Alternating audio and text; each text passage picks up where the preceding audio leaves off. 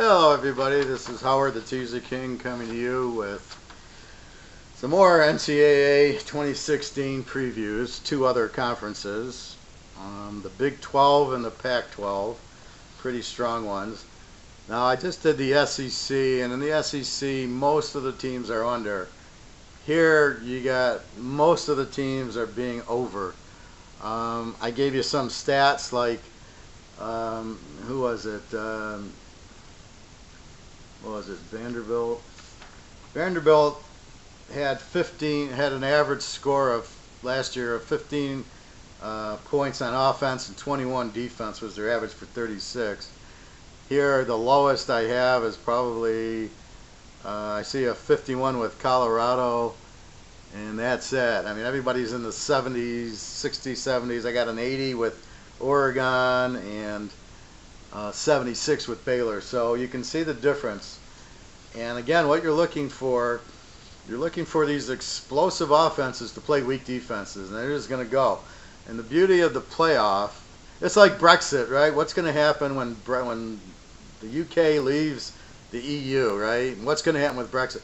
Well, what happened with the playoff made everybody, in other words, you can't afford to lose. So if Baylor plays SMU, and they've been playing them, and I've been locking them the last few years, they got to kill them.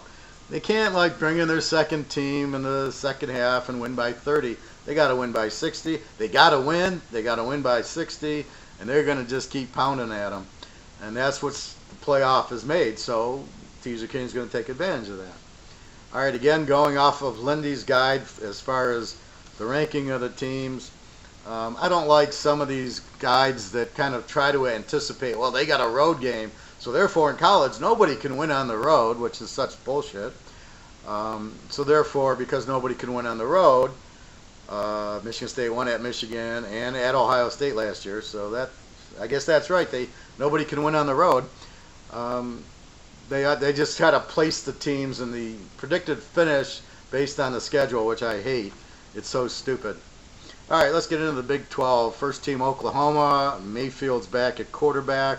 6 returning starters, offensive, defense. They're in a pro spread offense, strong defense, weak offensive line. They've lost to that. They're definitely an over team. Their average is 43 points on offense. They give up 22 on defense, is 65. Anytime they play most of the teams in the Big 12, it's going to be over, but the problem is the over-unders are going to be in the 60s and 70s. So you got to be careful. You got to watch the weather. I got screwed in the Baylor TCU game because it rained the entire game. It was unbelievable. So it made it a low-scoring game. Baylor, Seth Russell's back. He's the best quarterback there. 4 offensive starters and 5 defense, which I don't buy. Baylor's receivers, it doesn't matter. They're running backs. They got Shock Linwood back. He's a great running back. Russell quarterback, spread offense, strong defense. I know they have a different coach, but he'll run the same thing. He'll get out of the way. Definitely an over team. They average 48 and 28 for 76. Bet them over. Oak State, returning quarterback, another great quarterback. Can't think of his name, but that's not important. Great quarterback. They got 10 starters back on offense, 7 on defense, so they'll have a lot of experience. Spread offense, average defense, no running. Offensive line's a question with graduation. An over team. They averaged 40 and 30 for a 70 last year. So, when you're averaging 70, it's just, it's over city here. TCU, new quarterback. 2 returning starters on offense, 9 on defense. They lost a great receiver, Corey somebody, and they lost Boykin, and it was a beautiful move by Seattle. Nobody drafts Boykin. Like, really? You're in the NFL, and you let Boykin go, and Seattle grabs him, and he'll be a great backup. Great move by Seattle. That's why they go to the Super Bowls. They have the hindsight of picking those players, why other teams don't know how to draft a quarterback to save their lives. TCU, balanced offense, very strong defense. They're probably the closest under team there. They averaged 42 and 27 last year, but they had so many injuries on defense. So they got all those guys back. They were a 42-27. They were a 69. I look for their offense to decline a little because Boykin's not there, but I look for their defense to play. So I think this is going to go to like a 35 and a 20 this year. So this is where you've got to analyze it. Now, let's watch how their quarterback is. This guy might be great. I mean, when Boykin was there, I didn't think he was anything the first year, and then all of a sudden he came on, and the second year he was great, and last year he was great. So keep an eye on him. Again, this is a quarterback. Any of these new quarterbacks you've got to watch. The freshmen come in very good, or the sophomores mature because they've watched for the year. So just because it's a new quarterback or the quarterback gets injured, you can't just say, oh, they're going to get killed. It doesn't work that way. You've got to understand the new quarterback. So you got to watch, see what happens. West Virginia, returning quarterback, very strong. 7 on offense, 4 on defense. Very strong passing team. Average defense. Weak versus the pass. They're definitely an over team. 34 and 24 was their averages last year for 58. So they'll score with you. Not as prolific as the Baylors and the Oklahomas, Oklahoma States, but they'll score. So look for them. Texas, new quarterback, is a freshman, but he's very fast. So he's one of these scrambler types. Can he throw? Who knows? Balanced offense. They're going to try the Baylor offense, but I don't know if they have the quarterback for it. So they got an assistant from Baylor or something where they're going to bring in the Baylor offense. So look for this. Strong secondary, but an average defense. They're not a very good team. They only averaged 26 and 30 last year, and in this conference, to only average 26 points a game, you're bringing up the rear. The only team worse is Kansas with 15. So you're not scoring here. You got big problems because this is where you score. These teams, on average, give up 25 to 30 points a game. So Texas, again, it's all the quarterback plays. They'll be an over team because they don't have a good defense, just a strong secondary. Texas Tech, great quarterback, Mahomes back. 5 and 4 offense and defense doesn't matter. Spread offense, weak defense, definitely an over. Their average was 45-43 for an 88. It's over Oregon's. I mean, what a great over team. So you got them against Baylor, Oklahoma, Oak State, TCU, West Virginia. Just bet it over. If the over-under is anywhere in the 60s, just lock it. Off they go. It's just it's beautiful team there. 45 offense. They give up 43 defense. I love it. Kansas State, new quarterback, 6 and 7 returning starters. Weak secondary. You're going to run their balanced offense. Hard to say over or under. They were 30 and 31 last year, which is surprising because you don't think Kansas State scores because they run that kind of pro style. They like to run and they don't really open it up, but they still average 30 points. So I'd still say they're an over in these big games. When they're playing Oak State and Baylor and Oklahoma, they're an over team. Maybe against Texas they're an under, but pretty much they're an over team. Iowa State, new quarterback, 4 and 7 returning, strong secondary, strong running, a balanced offense, weak offensive line. They average 25 and 32 for a 57. Hard to really say. They're probably more of an under team, but again, they have a weak defense. So when they play these explosive teams, look out. But to really only give up 32 in this conference is probably pretty good. And last but not least, the high school team, Kansas, returning quarterback, but he stinks. 5 and 7 back returning, no offense, no running back. Defense, I just put LOL, laugh out loud. Very weak team, probably an over. They averaged the whole 15 points a game last year and gave up 46. So it's, just serve it up when they play the big teams. I mean, if the spread's under 30, you take the team, and if the over-under's in anything under 60, you bet the over in the game. All right, on to the Pac-12. Stanford should be the cream of the crop. New quarterback, but he's been in the system. I mean, I'm sure not too bad. Balanced offense, strong defense, 6 and 8 back, offense, defense. They averaged 38 and 22 for a 60. They got McCaffrey back. hard to beat, and he can score all over. I'd say they're an over team. I mean, they average 38 in this league is pretty good. The best defense in the league last year was Washington, only laying 19 a game. Now they have USC second. I disagree with this. I would have to put Washington and UCLA ahead of USC. Probably Oregon too. I don't buy USC. The new coach, they don't have a quarterback. I don't buy it. So USC, new quarterback. I don't rate them very high. 9 back on offense, 4 on defense. Strong wide receivers with Schuster. Balanced offense. Again, the quarterback's the question. Young defense. And only 4 returning starters. They were 34 and 25 last year for a 59 average. Hard to say. I guess when they play the Arizonas and Arizona States, they're an over. Stanford just blows them up. Definitely take Stanford when they play. UCLA, probably an over there. They just don't have the defense. I look at them as they'll probably throw the Schuster a lot. I'm sure they'll get their running back. They always do, but I don't buy them second. They'll probably be 500. Washington, very good quarterback. Browning coming back. 6 and 8 returning. Very strong defense. Expect more scoring. They average 30 and 19 for 49, but this is the Boise coach, Peterson. I look for them to get that up to 35 or 36 this year, and only to give up 19. That might go up a little if they, if their offense scores more. It tends to lead to the defense being a little bit less rested. You got to be careful of these passing teams. The reason their defense is so bad, like Baylor, like Oklahoma, like Oak State, is they score so quickly in 5-6 plays that their defense doesn't get a chance to rest. You can't play tired defense. So you're either putting in 30 guys on defense and rotating them, or your defense will get tired. You score so quickly, the other team's going to throw the ball. They can't really run it on you because they're down 14, 21 points. So it ends up being a very tired defense for a lot of these teams. So the teams that can run the ball are usually more successful because they have rested defenses, and that's why they win. UCLA's next. Josh Rosen,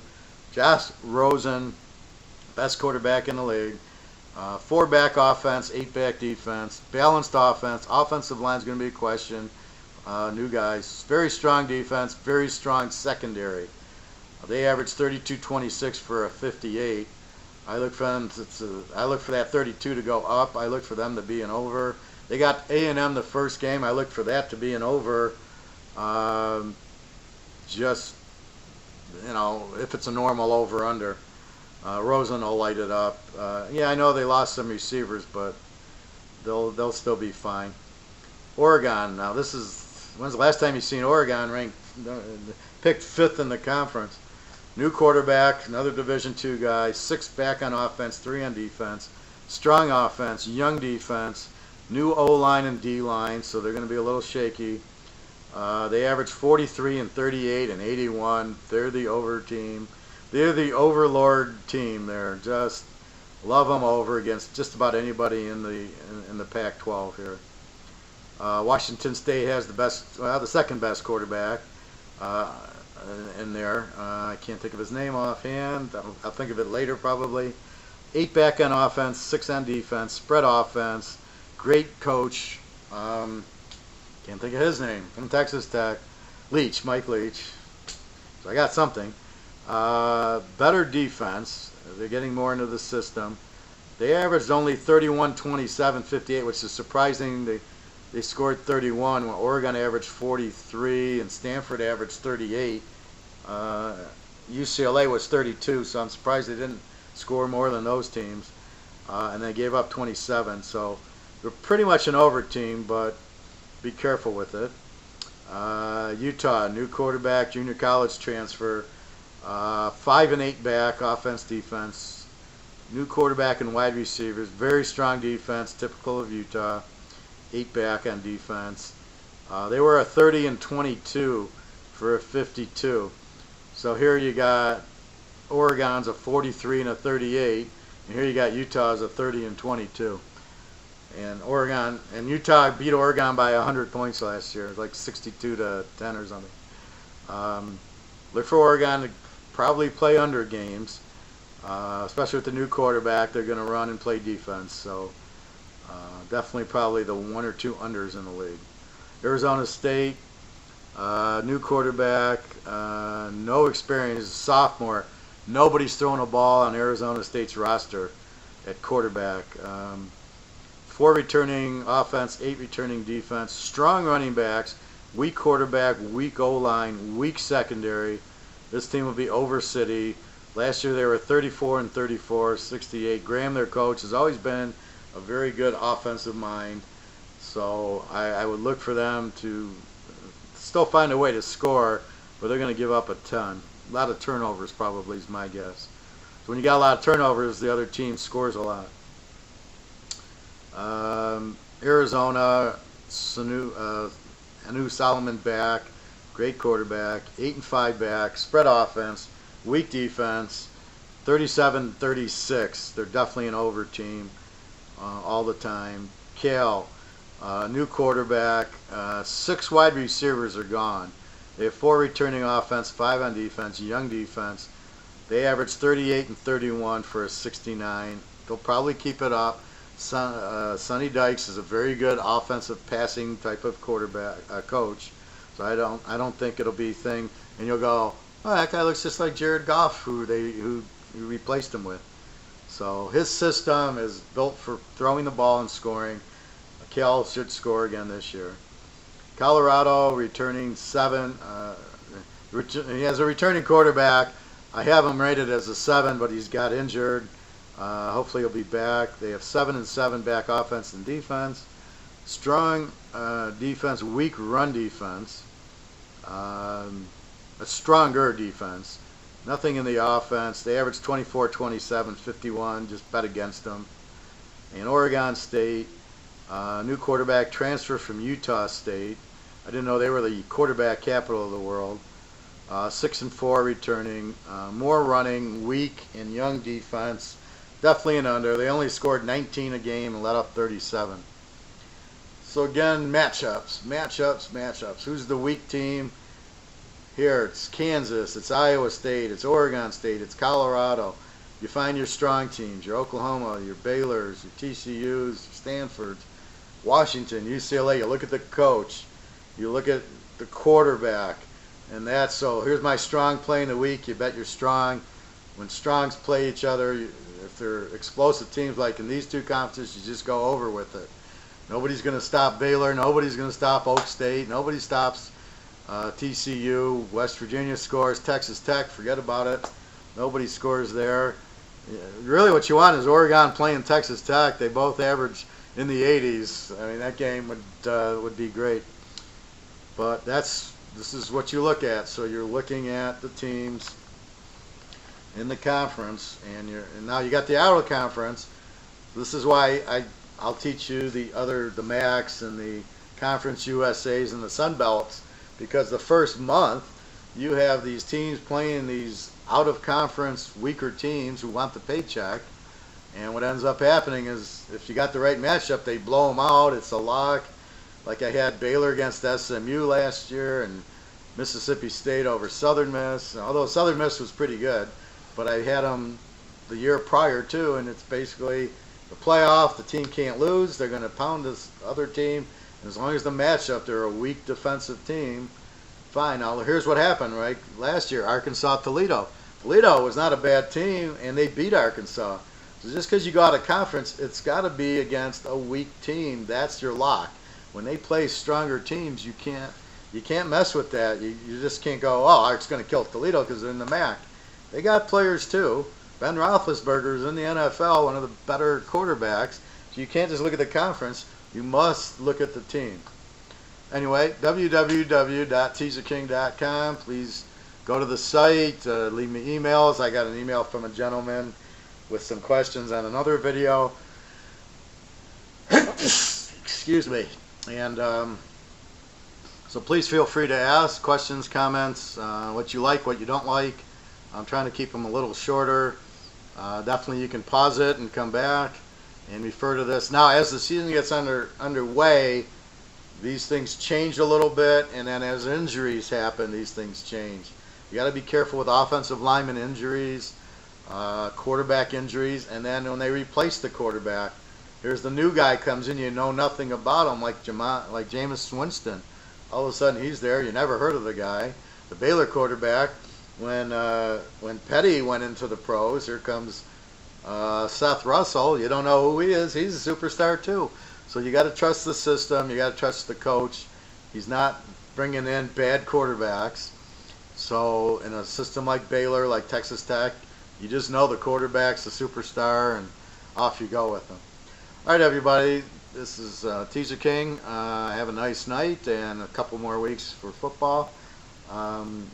Week 1, as soon as I get the over-under, I'll post some picks for that. I have one lock for sure, and based on the over-unders, I could have 2 or 3. And everybody have a nice night. All right, take care.